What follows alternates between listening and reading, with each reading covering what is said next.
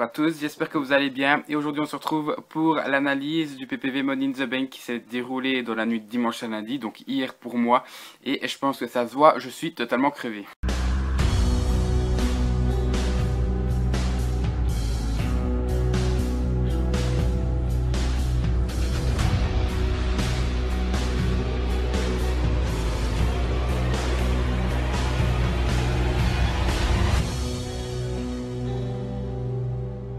Donc ce PPV ne m'a pas absolument plu dans le sens où j'ai trouvé tous les matchs, hormis deux, donc les deux Money in the Bank, assez fades je trouve, sans vie. Niveau in-ring en tout cas, j'ai pas apprécié. Donc j'ai regardé, j'ai mis un post sur ma page Facebook, sur mon compte personnel Facebook. Et donc j'ai pu voir que certains étaient en total désaccord avec moi concernant le premier match, donc les Wyatt contre les Usos. Je pense que j'ai dû passer totalement à côté de ce match-là. Je venais de me réveiller, j'avais dormi qu'une heure pour être frais et puis pour pouvoir analyser ces matchs correctement. Je pense que le premier, c'était pour me mettre en route et j'ai dû complètement passer à côté. Mais il ne m'a pas plu plus que ça. Donc j'ai regardé par rapport aux commentaires que j'ai dit. Donc je remercie les personnes qui ont commenté mon statut. Donc il y a Jeff Gérard, ou Gérard. Il y a Jonathan Miku Hatsune Park, il y a Jordan Wyatt, il y a Manuel Bibar et il y a mon Leslie Moxley. Donc je vous remercie à vous 5 pour avoir pris le temps de répondre, que ce soit en une ligne ou en deux ou en plusieurs, d'avoir pris le temps d'avoir répondu à ce statut. Donc on va directement enchaîner, qu'est-ce que j'ai trouvé bon ou mauvais dans ce PPV. On va y aller dans l'ordre chronologique des matchs. Donc on va justement, c'est une bonne transition pour parler du match Usos contre Wyatt. Donc ce match-là, moi, comme je vous ai dit, je suis passé sûrement totalement à côté, mais j'ai trouvé classique dans le sens où, pour moi, il valait ce draw. Donc certes, ils sont pas mauvais, mais Raw et les PPV, pour moi, sont deux choses totalement différentes. On met pas des matchs qui peuvent aller à Raw et les mettre en PPV pour combler le temps.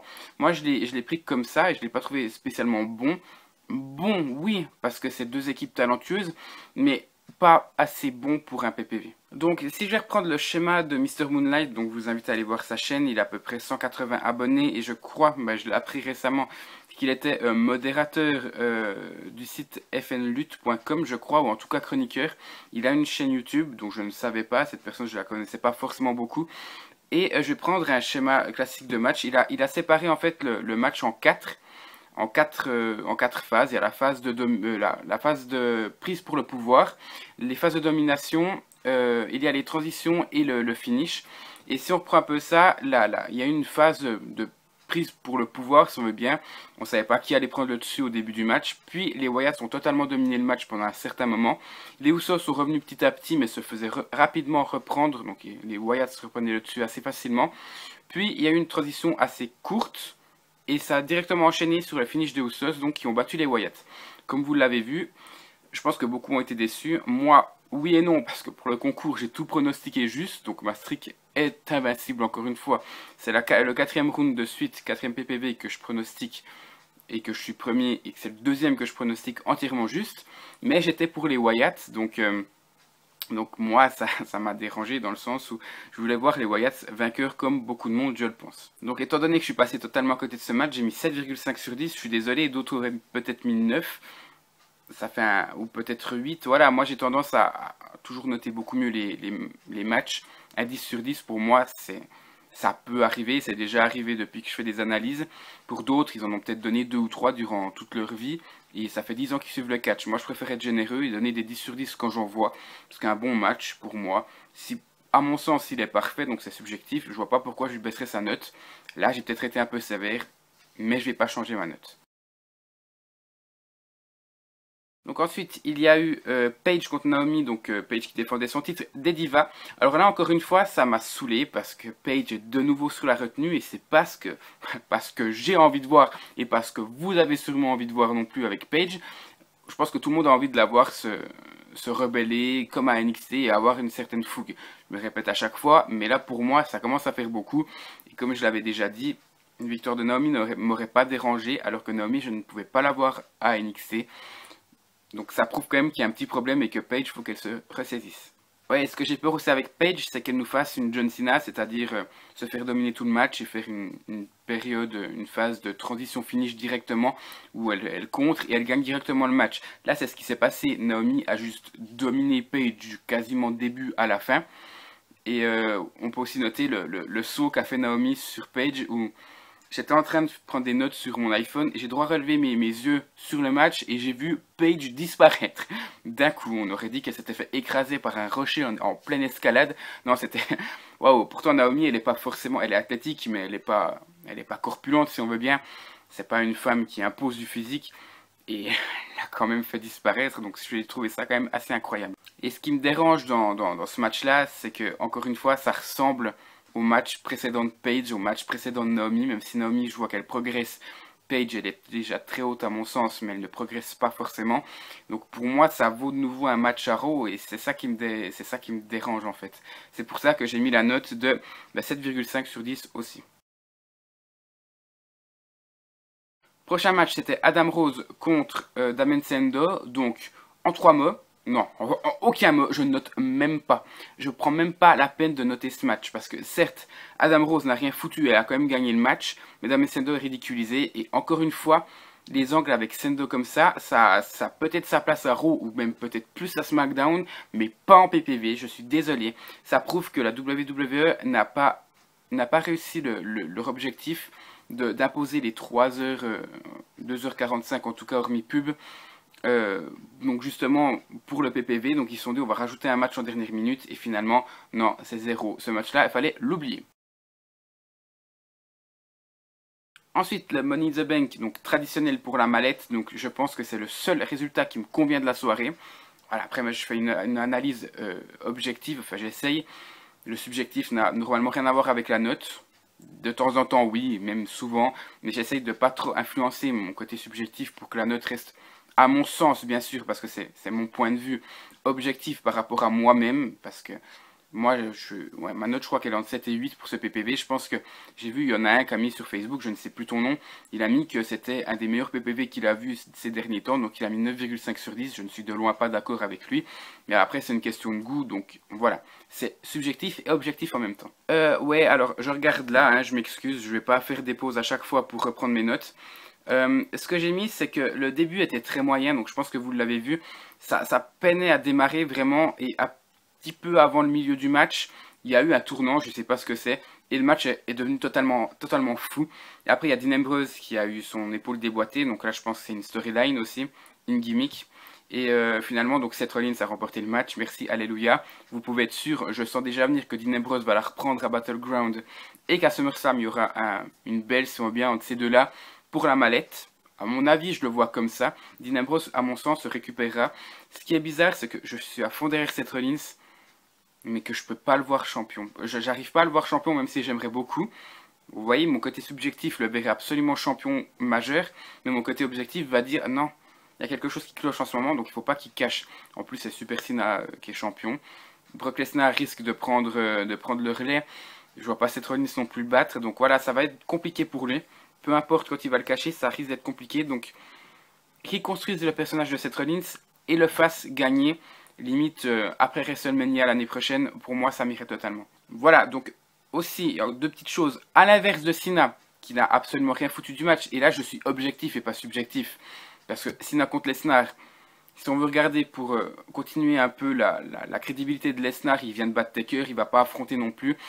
Cesaro, c'est vrai que j'aurais bien voulu, mais avec le recul, je me dis Cena Lesnar, même si ça va être incroyablement dégueulasse, et que Cena, j'en ai marre de le voir champion, on pouvait pas mettre une personne qui vient de gagner un titre majeur alors que Lesnar vient de battre Undertaker et vient de briser sa streak.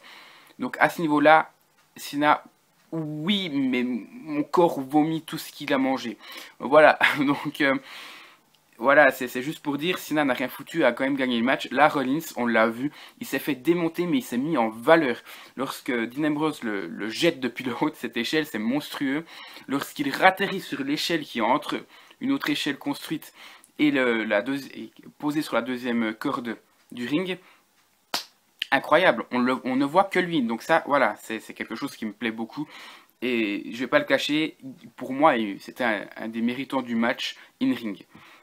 Le deuxième truc qui m'a dérangé, c'est le problème des Money in the Bank à 6 ou à moins. Je crois que quand Johnston avait gagné son premier, c'était à 5 si je me souviens bien, ou le mise avait été rajouté, je ne sais plus. Mais là, il y a un problème, c'est que Swagger, il est passé juste pour un Superman, alors qu'Arrow, il se fait ridiculiser tout le temps. Pourquoi est-ce qu'il fait passer pour un... Ouais, en quoi Swagger se fait passer en Superman et en quoi c'est un rapport avec le faible nombre de participants? C'est tout simplement qu'il faut toujours quelqu'un pour le contrer et qu'à côté, il y a des signings importants. Par exemple, Rollins n'allait pas contrer Kofi Kingston qui a failli prendre la mallette. J'ai cru que je rêvais. Et alors qu'il venait de se faire ramasser la prise d'eau de l'échelle. Niveau selling, c'était pas crédible. Il était mort, il allait pas se relever et aller contrer. Dean Ambrose, c'était pareil, je sais plus, il s'est ramassé une prise monstrueuse. Et il restait 3 autres, et c'est vrai que Swagger, ils l'ont peut-être un peu utilisé. Ils n'allaient pas mettre, par exemple, les anciens membres du Shield pour récupérer Kofi Kingston, pour l'empêcher de prendre la mallette. Donc c'est vrai que Swagger, il se faisait pas ramasser des prises monstrueuses. Donc niveau selling, il devait se relever plus vite que les autres, et du coup, il est passé pour un Superman à se relever 4 ou 5 fois de prises. Je pense qu'au bout d'un moment, ça fait beaucoup. Mais ils ne pouvaient pas faire autrement, et ça c'est le problème des Money in the Bank à faible nombre de participants. Ouais, sinon j'ai mis quel match, quatrième victoire de suite en PPV pour Rollins, il faut le préciser. Le premier, c'était Royal Rumble, mais il a perdu. Le deuxième, avec le Shield, ils avaient perdu contre la Wyatt Family. Et depuis là, il a enchaîné absolument tout. À WrestleMania, ils ont battu les New Age Outlaws et Kane. À Extreme Rules, ils ont battu Evolution. À Payback, en début de mois aussi. Et là, ils remportent le Money in the Bank. Ouais, il est sur un très très bon push et moi personnellement ça me fait plaisir. Donc j'ai mis 9,5 sur 10 parce que c'était pas parfait le début de match. Et voilà, je pense que j'aurais peut-être pu mettre 9 sur 10, mais mon côté subjectif avec la victoire de Rollins fait que j'ai envie de mettre un tout petit peu plus. Ensuite, je vais un peu augmenter le rythme. Ryback Axel contre Goldust et Stardust. J'ai mis c'est quoi cette tenue pour Curtis Axel? C'est dégueulasse. On pourra aussi parler d'une autre tenue. Je vous laisse quelques minutes pour imaginer quelle tenue j'aimerais parler aussi par la suite. C'est pas très difficile. Ouais, j'ai mis Curtis Axel, on dirait un lutteur local, c'était dégueulasse. Ensuite, j'ai mis match trop classique sans réel tournant mémorable pour être dans un PPV. Donc, encore une fois, c'est un match qui, à Raw, il a sa place, mais pas en PPV. Moi, ça me dérange personnellement de le voir en PPV. Et j'ai mis trop court, mais n'est-ce pas le mieux? C'est bon, mais voilà, ça vaut pas un PPV et c'est ça que je regrette. Ça a été trop misé sur les Money in the Bank, les deux matchs à échelle, et pas assez sur les petites rivalités à côté, à l'image de Biggie contre Rousseff, qui à mon avis est désastreux, j'expliquerai après. Voilà, j'ai mis 6,5 sur 10, donc vous pouvez voir normalement ici la moyenne à chaque note que je donne, elle est tout le temps à modifier à mon avis. Et là, à mon avis, elle doit pas être très très haute. Ensuite, justement, belle transition. Rousseff contre Big E. Alors, Big E refait son spear. Après, j'ai mis non, non et non. Big E, même perdant, doit se dégager de la prise de soumission. Au moins une fois pour sa crédibilité. Là, c'est mort, j'ai mis. Dans le sens où il était là pour un deuxième match. Donc, forcément, il fallait quelque chose du côté de Big E. Rousseff a eu le premier match, la victoire. Il a été bien crédible. Rousseff n'a rien gagné dans le deuxième match vu que le match était un copier-coller du premier. Je m'attendais juste à un petit tournant, même si Biggie perdait, qui se relève, le premier homme à se relever du crush, ou je sais pas comment il s'appelle, de Rousseff. Et il a émis une certaine opposition, mais il ne l'a pas dégagé. Et pour moi, c'est un match totalement bateau, qui ne servait à rien, ni pour Rousseff, ni pour Biggie, et qui n'a pas sa place en PPV, à mon sens, dans ce niveau-là. J'ai mis 6 sur 10 parce que très déçu que ce soit un copier-coller et c'est en règle générale l'impression que ça m'a donné durant tout ce PPV quasiment. Ensuite, voilà, on va passer à Summer contre Layla avec Fandango en arbitre spécial et c'est quoi cette tenue d'arbitre? Mon dieu, c'est juste ridicule.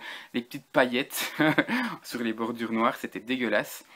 Ensuite, j'ai mis Summer est incroyable en face, waouh. Et le match trop court avec Crucruche vainqueur, je vais l'appeler Crucruche Layla parce que depuis qu'elle est avec Fandango, c'est ridicule à mon sens, côté subjectif, donc ça va pas avoir un impact sur la note finale, ni sur la note du match.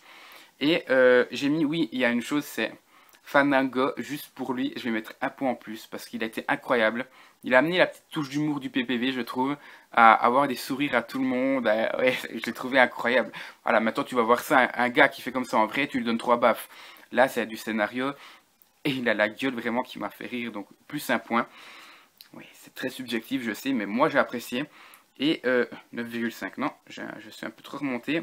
Ouais, donc le match était juste regrettable, hein, je tiens à le préciser. Donc pour moi, ça valait un 5 sur 10, pour pas être trop sévère. Et plus le 1 de Fandango, ça fait 6 sur 10, donc c'est quand même assez dégueulasse. Et le main event, donc la victoire de John Cena, j'en parlerai après. Donc j'ai mis, il change tout le temps le thème de Del Rio, ouais. Alors quand il gagne, en règle générale, la musique elle vient juste après le pinfall final. Et là, c'est son thème Face qui vient, donc le deuxième. Et quand c'est son entrée, c'est le premier. Alors, il faudrait savoir, vous mettez le premier, vous mettez le deuxième. Petite incohérence. On peut aussi parler à ce rythme-là du match précédent. Layla arrive avec le thème de Fandango, mais quand elle gagne, c'est le thème de Lay Cool qui retentit dans l'arena. C'est ridicule. Voilà, petite parenthèse fermée. Ensuite, j'ai mis Orton en sang, donc c'est du vrai sang et c'est incroyable. Ça me rappelle mon match préféré personnellement de New Year's Revolution 2007. C'était la DX contre ATDRKO où Orton avait fini aussi en sang, même ici c'était horrible. Là, ça donnait un petit impact et le sang de retour, c'était pas voulu, mais ça me fait plaisir. Et j'ai mis, faudra penser à changer ses champions un jour en voyant Cena gagner et en espérant qu'il se fasse botter le cul par Lesnar ou Rollins. Donc j'ai mis moins 0,5 points pour Cena. Qu'est-ce qui m'a dérangé dans ce match-là, c'est que Cena, on n'a pas vu du tout. Je m'explique. Cena s'est fait ramasser des prises, donc il y a eu le Brock Kick, il y a eu le retourné, c'était une souplex, je crois, je ne suis plus sûr, de Wyatt sur une échelle, avec la belle architecture, j'ai bien aimé, c'est la première fois qu'on voit ça, petite parenthèse encore une fois fermée. Cena, on l'a vu tout le temps par terre en fait. Il me semble qu'il s'est ramassé une autre prise de finition, je ne suis plus sûr de laquelle, un choc slam je crois, et il s'est fait ramasser des prises tout le temps, un spear aussi de Roman Reigns, on l'a tout le temps vu, il est intervenu, il était là physiquement, mais à chaque fois il se faisait ramasser une prise de finition. Donc excusez-moi, petite coupure dans l'enregistrement, j'espère que ça ne portera pas préjudice à mon enregistrement. Ouais, je disais Cena pas crédible dans le sens où il gagne, après s'être fait ramasser toutes ses prises de finition. Pour moi, ça entache cette victoire parce qu'on ne le voit pas, il est tout en dehors du ring, mais quand il revient, il porte un AA, un double A sur Randy Orton et sur Kane, puis il va décrocher les mallettes, donc il était absent de tout le match. Puis finalement, il le gagne quand même. Donc voilà, c'est ça qui m'a dérangé. Rollins, au moins, il l'a gagné, mais il était plus présent là, même si dans le sens spectaculaire en fait. Cena, il s'est fait ramasser des prises et il était en dehors et on ne le voyait plus. Il intervient à la fin, il gagne. Voilà. Ensuite, ça me dérange parce que ça va être de nouveau un reign fad. On est au bout du 15e. Ce qui me dérange, voilà, je ne critique pas le personnage de. Enfin, je critique pas l'homme qui est Cena, mais son personnage, sa gimmick.